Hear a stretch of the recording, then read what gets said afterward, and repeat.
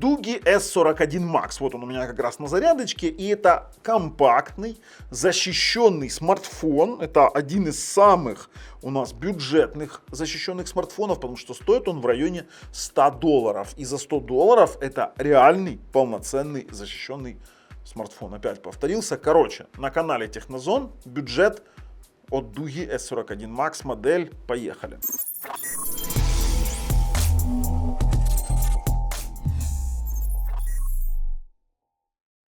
Но увидеть его ближе вы сможете на распаковке, но не на распаковке, уже на самом обзоре. Поэтому здесь акцентировать внимание на дизайне и всем остальном мы не будем. А вот то, что нам декларирует сам продавец, и здесь мы видим стоимость $103, 104 почти, на 13-м андроиде. Он очень легкий, это я подтверждаю. 6300 мАh батарея, 10. И, честно говоря, 10 Вт зарядка маловато, потому что это 5 вольт 2 ампера.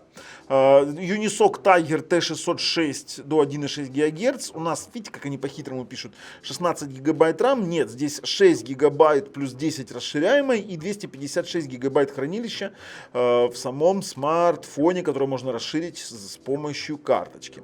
Из основных характеристик, из того, что они еще не указали, USB Type-C, поддержка 4G вплоть до Band 20. У нас есть Band 20 и 25. Дисплей у нас 5,5 дюймов. HD+, IPS экран, фронталочка у нас 8 мегапикселей, задняя камера 13. Имеет, кстати, вот знаете, что тут вот за $100, что мы имеем? IP68, IP69K и MIL STD 810H. Это военный стандарт, который защищает от падения до 1,2 метра, погружения до 1,5 метра на 30 минут, антишейк, антишок и все остальное. Антишейк — это от стряски, пыль, грязь и подобные разные вещи ему вот именно такого рода они не страшны. По камерам. Задняя камера Sony 13 мегапикселей обсудим позже. Фронталка 8 вообще ни о чем, очень сильно синит. Здесь камеры оценивать очень тяжело, и ссылки кинул на оригиналы фото и видео, сами посмотрите, очень тяжелый момент. Что касаемо, тут они перформанс нам пишут, какие-то рекламные штуки про память, очень любят они это все делать с 13-го андроида. Разрешение экрана 720 на 1440. А вот насчет защиты, да, защита прикольно. Мы его закапывали в снегу, мы его роняли, мы даже ему орехи кололи. То есть он спокойненько это все дело выдерживает. Действительно, вот насчет защиты тут вообще претензий никаких нет. Насчет вот всего остального могут быть, это уже такое дело. У нас даже есть 3,5 миллиметра порт для наушников. Он куда они его засунули вообще? 3,5 миллиметра. Я что-то не замечал это. Сейчас увидим поближе. Аж интересно.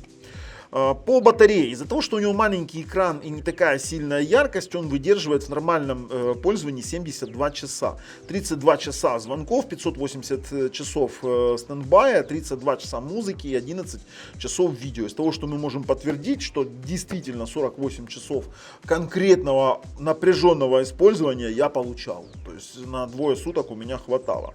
Но насчет камер они, конечно, перегнули тут с маркетингом. Тут уже надо разбираться, кроме того, что он поддерживает NFC, есть перчатки, есть, допустим, режим в перчатках. Отличие от 41 Max, вернее, 41 Max от S41 обыкновенного, конкретно в процессоре, здесь T606 Unisoc, там был Helio A22, памяти 6 плюс 10, а там было у нас 3 плюс 3. Само собой, вообще мало. А все остальное, там был Android 12, и здесь Android 13. И камеру здесь они, конечно, форсируют Sony 13 мегапикселей. Короче, ребят, подписываемся, нажимаем колокольчик, ссылку закину на проверенного продавца в описании под видео. А мы с вами переходим и обозреваем, и тестируем, само собой. Протираем наш смартфон, потому что тестировали долгое и долгое время. Сразу подтверждаю, 10 Вт зарядку больше не берет и не хочет. Как бы есть как есть. То есть, как была надежда на то, что возможно просто зарядник 10 Вт. На самом смартфоне у нас нет отпечатка пальцев. Есть кнопочка, вот у нас блокировки, есть регулировка громкости. Снизу у нас USB Type-C с заглушечкой. Конечно же, у нас тут все защищено. Есть у нас, видите, кнопка. Вот у нас даже две кнопки программируемых. Есть у нас вон лоточек, сейчас мы его достанем, посмотрим. Сверху Вот такой вот, сейчас покажу. 3,5 разъем для наушников. Сзади тройная камера, вспышечка и больше ничего. В принципе, он весь заряженный такой, знаете, в плане защиты. Сделан очень добротно. Ну, сверху еще и поклеена пленка с завода. В комплекте, давайте посмотрим, что у нас здесь. S41 Max. Пленки. Есть еще одна пленка. Это плюс. Есть у нас для поклейки пленки. Это плюс. Есть ремешок. Есть зарядка. А чем доставать? Ага, есть скрепочка. Все, скрепка есть. А то я уже грешным делом подумал, что все, нет у нас ничего. Скрепочка есть. Зарядка обыкновенная 5 вольт 2 ампера 10-ваттная. 10 ватт макс. И самый обыкновенный кабель упал. Черт с ним. И есть вот такой вот ремешочек. Ремешок у нас можно крепить либо сюда, либо сюда. То есть таким вот образом. То есть вы завели сюда ремешок, закрепили, отлично. Либо сюда, тоже как вариант. С этим тоже все отлично. Так, у нас есть карточка для тестов. Наш лоточек для сим-карты. Здесь можно либо 2 сим-карты, либо одну сим-карту и одну карту памяти. Все вставили, поехали дальше. Сам по себе интерфейс. Первое, на что стоит обратить внимание, плавность. Достаточно плавный, быстрый, тут у нас вопросов нет. По яркости скажу сразу, яркости мне не хватает. То есть он уходит практически в ноль, и на самом ярком еле-еле пересвет. Мы делаем 80% яркости для того, чтобы вам было видно. Есть Bluetooth, LTE-шечка, интернет у нас завелся, но без плюса. Это значит, что у нас нет агрегации частот, то есть у нас по сути будет достаточно медленный 4G. В AIDA 64 мы видим, что это Dugi S41 Max, платформа UMS 9230, 6 гигабайт физической памяти, 200, ну, грубо говоря, 256 хранилища, потому что тут занято Bluetooth 5.0. Из центрального процессора мы видим информацию Tiger T606, 6 ядер Cortex A55 до 1,6 ГГц и 2 ядра Cortex A75 до 1,6 ГГц, 12-нанометровые, 64 бит чистые. За отображение отвечает Mali G57, и у нас почему-то частота обновления 57 Гц. Не 60, а 57. Посмотрим в танках, будет показывать максимальную частоту. Сеть сейчас будем проверять. У нас Kyivstar подключена. Connect на 5 ГГц, 433 мегабита, фактическую увидим. Доступа к температуре нет, у нас только батарею показывает, непонятно зачем. Если пойти в настройки, то о телефоне мы видим, даже нормальной информации нет, да, получается. То есть, как обычно, я в телефонах привык. А где у нас тогда память меняется? Как-то совсем, знаете, прошивка скудноватая чуть-чуть. Ага, вот память здесь меняется. 6+6, а она в постоянном расширении еще, что самое интересное. Здесь, видите, как 6+6, как ее поменять? Должно быть меняться. А вот Memory Expansion, вот, мы можем задать 6+10 максимально. Насколько это интересно, Smart Key это у нас программирование, у нас может быть до 3 действий. Flashlight, SOS, открыть подводную камеру и скриншот, либо открыть приложение по нажатию кнопки. Ну, это удобно. Я уже привык к таким кнопкам на самом деле. Здесь их, она одна, она какая-то двухсторонняя, одна в экране. Сейчас смотрим. Подсветка энергосбережения, улучшенное отображение, видео. Ну, само собой, здесь 57 Гц, управления частотой нет. Либо оно, нет, не должно быть. Либо должно быть 60, либо никак. По мощности данный процессор у нас, данный смартфон набирает в AnTuTu 230 тысяч баллов, что является достаточно маленьким показателем, но что-то поиграть попробуем. Тест мультитач у нас 5 касаний, не 10, а 5 всего лишь. Поэтому в некоторых играх могут быть вопросы. По тестам 3D Mark мы видим в Slingshot Extreme 972, Slingshot 1472, Wildlife 422 и Wildlife Extreme 112. Маловато, сразу говорю. Переходим к тестам сети. Стартуем 5 ГГц Wi-Fi. И мы увидим с вами 150-200 стандартные показатели для Unisoc 300 мегабит, это вот в район 300 мегабит, это нормальный, хороший показатель конкретно для этого процессора. 310, 312 и здесь у нас тоже 320, 330, 335. Это у нас 5 ГГц Wi-Fi. Пробуем 2,4 ГГц. Подключено. Стартуем на том же сервере. 2,4 очень неплохо, это выше среднего. Стартанул, вернее, неплохо, до 80 поднялся, 70. Это хороший показатель, действительно хороший показатель. 70 мегабит на загрузку, 69,1. На выгрузку примерно столько же. Поднялось и держится вот примерно в этих цифрах. Это неплохо, для 2.4 очень даже хорошо. Сейчас мы протестируем 4G, рассчитывать на высокие показатели не стоит. Мы в бронированном помещении, отключаем Wi-Fi. Ну, не бронированное помещение, у нас окна армированы металлом, стальными пластинами. Так, смотрим тут. Без агрегации тут мы не получим больше там 20. А ну стоп, а ну давай. 20-очку дашь? Давай, 17 мегабит. Но мы показываем правду, то есть это мы проводим тест внутри помещения, другого мы показать не можем. 14 на... Давай. Эх, совсем подводит. Совсем подводит на 2.83. Давайте еще раз переделаем. Тут тоже очень много факторов разных. Давайте 9.22. Ну здесь вот видите, поднялось на 6, на 7. Хотя самые лучшие смартфоны с агрегацией у нас показывают здесь сейчас порядка 30 мегабит. То есть тут тоже нужно расценивать возможности. Включаем Wi-Fi. Давайте с вами включим тротлинг тест. Чисто номинально, для того, чтобы понять, есть усталость процессора или нет, и будет ли пропуск тактов.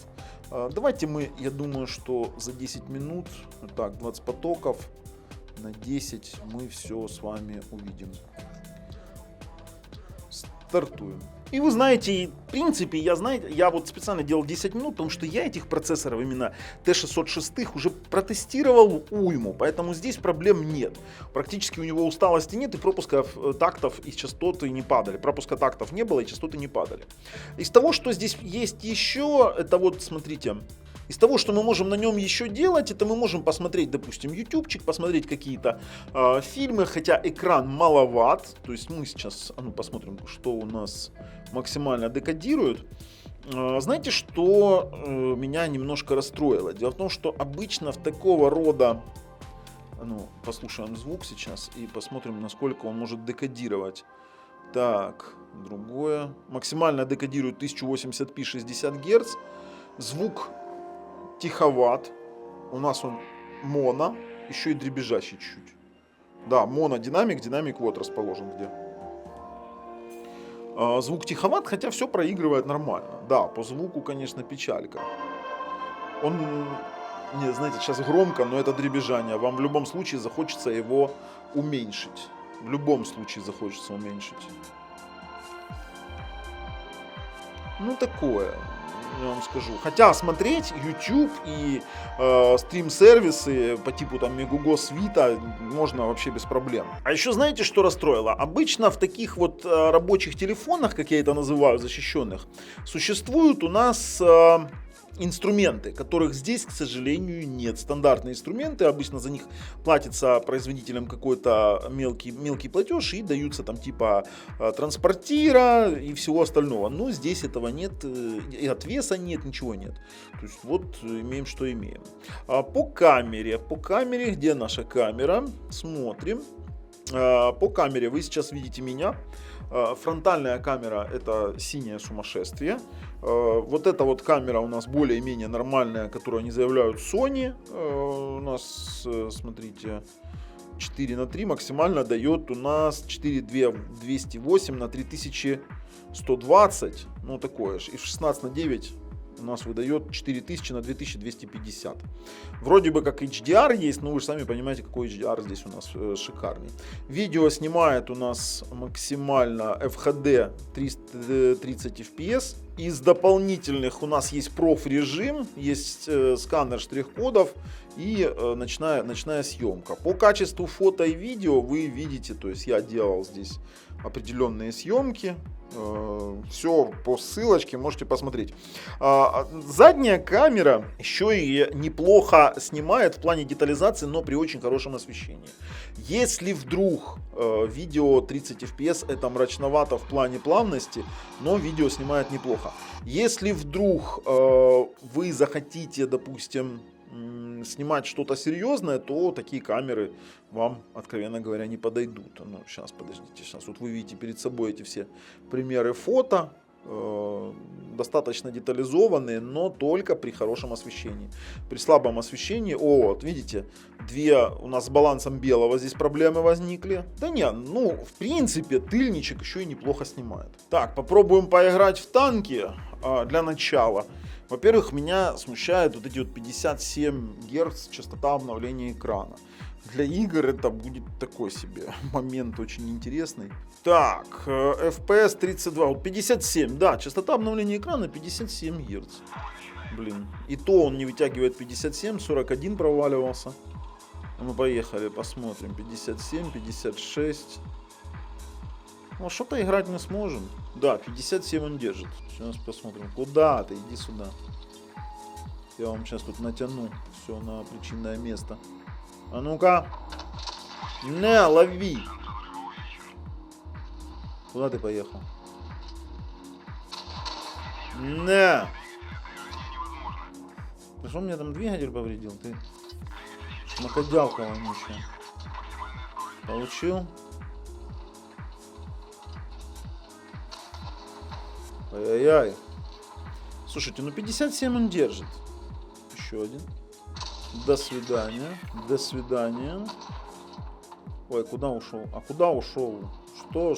А, у меня горизонт сломало. На тебе еще раз. Я тут один держу оборону, можно сказать, герой нашего времени. Давай. Ну, давай еще раз.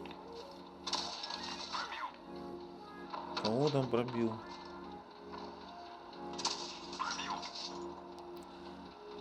Ну давай уже. Ох ты, в днище как хорошо. Ну давай. Сольешься? На, одного слили. Второго пропустил.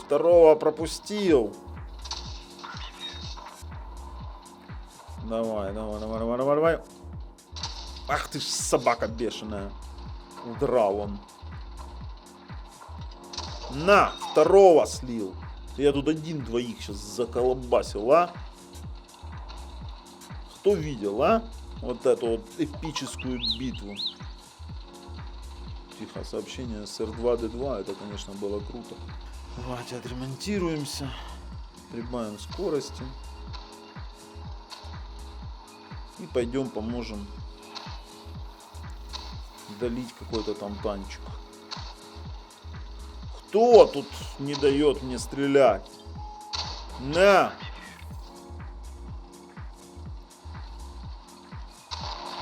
Все, я победил. Я молодец. Можно выходить. Я думаю, знаете, что самое интересное? Что в PUBG здесь играть на 230 тысяч это вообще такая гнилая фигня. Я тестировал Юнисок, я вам знаю, о чем я говорю. В конечном итоге это превратится в одно сплошное, потому что маленький экран сильно. Для выцеливания это будет очень неудобно. Еще пробуем асфальт, и в принципе я готов уже проходить, делать выводы. Много моментов, конечно, таких. Вы знаете, как звонилка. Как звонилка, без инструментов, просто защищенная звонилка, ни более, ни менее. Ну и асфальт 9. Неплохо. Сейчас поиграем чуть-чуть.